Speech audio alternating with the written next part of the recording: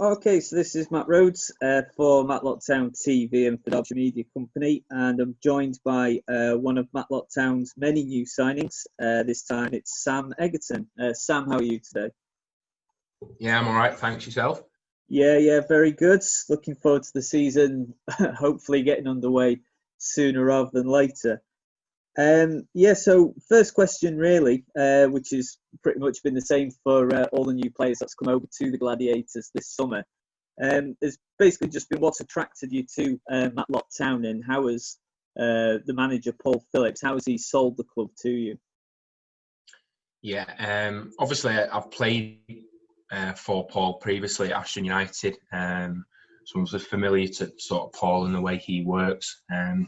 Originally had a conversation last season when he first came in, but I just didn't feel at the time really that obviously the circumstances that Paul came in under with the death of Jordan Sinnott wasn't ideal for him, and I was settled at the club I was at the time, so I just felt it wasn't right for both sides really at that time.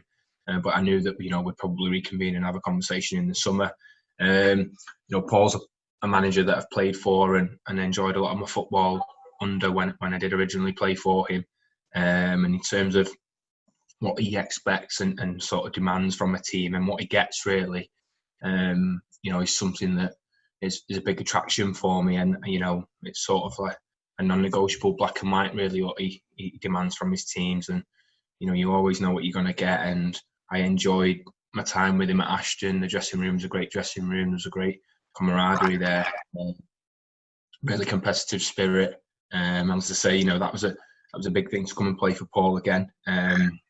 Obviously, additionally to that, the club are making big strides sort of on and off the field really. The investment that's happened over the summer and their ambition to really progress and move up, not up only the league that we're in, but future beyond that to try and progress even higher. So to be a part of a club that's ambitious was something that was a massive thing for me. Yeah, but was it a tough decision to leave Trafford? Because I know you were the captain there as well. I think you also were there when the team won the Integro League Cup, so you won silver with them too. Was it a tough decision? Yeah, it was. It was, to be honest. Trafford's a great club. I only captained the club last year. I spent the majority of the year prior in the broken leg. But yeah, it's a great club. I had a really good connection with a lot of the lads that I played with. The management staff, it's changed in the last sort of month or so, but the manager that brought me in, somebody that I then worked really closely with and had a good relationship with, and then off the field, it's a great club. So it's probably something I wouldn't have considered doing in terms of moving on unless an opportunity to play higher or a club with serious ambition that probably matched my own. Got in contact, and although it was when it's a great opportunity to come play for Matlock, it still was an extremely tough decision to leave Trafford. Yeah. And just looking back at the past few months, obviously it's been far from conventional. Certainly one way of putting it. And obviously you're preparing for a season that obviously no one's still certain when it's going to start yet. How tough has it been to prepare for a season like this when obviously it's going to be delayed? You still don't know even if or when pre-season friendlies are going to take place. How tough has it been to sort of maintain your fitness for the coming season? Yeah, obviously it's just been a strange period overall, hasn't it? Even aside from football, obviously initially it was quite clear that nothing was going to happen, relatively soon when the seasons were null and voided quite quickly. So it was quite clear that nothing was going to happen immediately. But the longer it's gone on and the closer it's got to July, and that's the sort of time that you start to get back going again and envisaging pre-season and obviously friendlies getting arranged. So that's been unusual for me, and I'm sure anybody else who's played at the same level. The fact that that's your sort of routine year in, year out. So that's been difficult. In terms of obviously ticking over and keeping on top of your fitness, that's just something that I tend to do really anyway. I'm sort of into my fitness, so I've kept on top of that as best as I could. And it's not been ideal, of course it's not.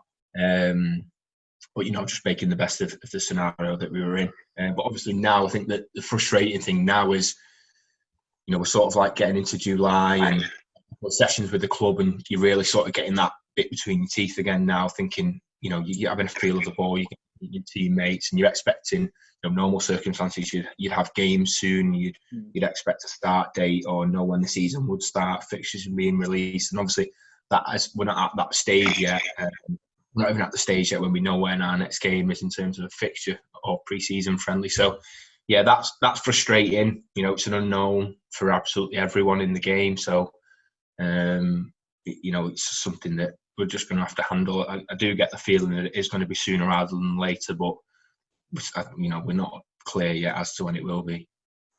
Yeah, I think there's sort of, it's more been speculation more than anything, because non-league have sort of been left a bit in the lurch compared to your Premier League and your Football League. But I think there's speculation that they're going to try and have things started by the end of September. Obviously, fingers crossed that the situation with the virus doesn't get any worse. But obviously, you have been able to start training sessions now, albeit social distance, so it's still not quite the same. But what have the first few training sessions been like? And do you already know a few of your new teammates?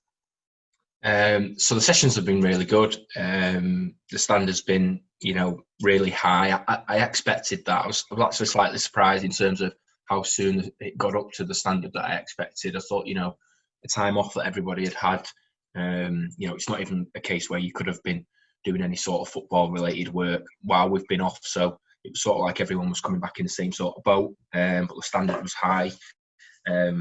Competition's extremely high. The sessions have been really, really competitive. Obviously, there's a lot of new players who are looking to impress, have not been in the club before. So there's a lot of competition in that sense. And it was just the general application from everybody, something that's impressed me. I know that's the sort of, generic demands that Paul, sets from his teams. And everybody that's been there, from what I've seen is really looking forward to sort of getting things going, and what I touched on earlier with regards to sort of having that bit between your teeth and looking forward to the season starting. You can tell everybody's chomping at the bit. I've played with Mark Lees. I know he's not been officially announced yet, but I think somebody's coming on board. I don't know if I've jumped the gun there a little bit. But he obviously he's been at the session, so I know Mark really well on and off the field. Become really good friends with Mark over the years. So I know Mark. Cade Coppin is a previous teammate of mine, so I know Cade really well. Really good guy off the pitch.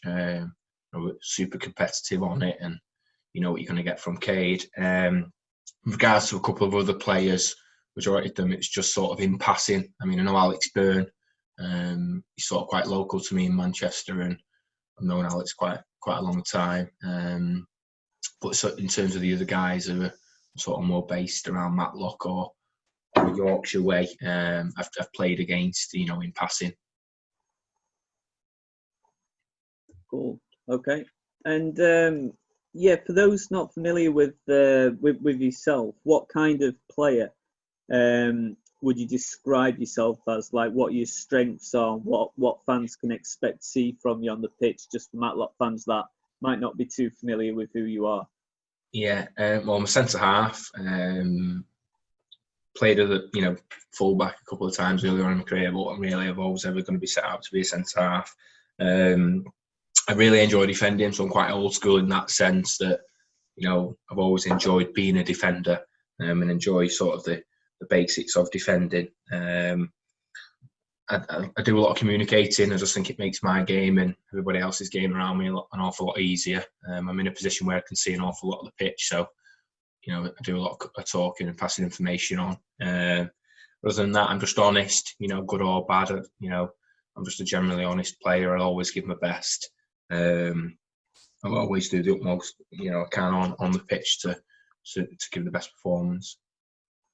Okay, and just lastly, what's really sort of like your long-term goal with Matlock? Because obviously been at Trafford before and also at Ashton United, so you've sort of played around this level of football for a little while. When you were signing on for Matlock, when you were signing on the dotted line, in your long-term thinking, what's your long-term goal with the Gladiators?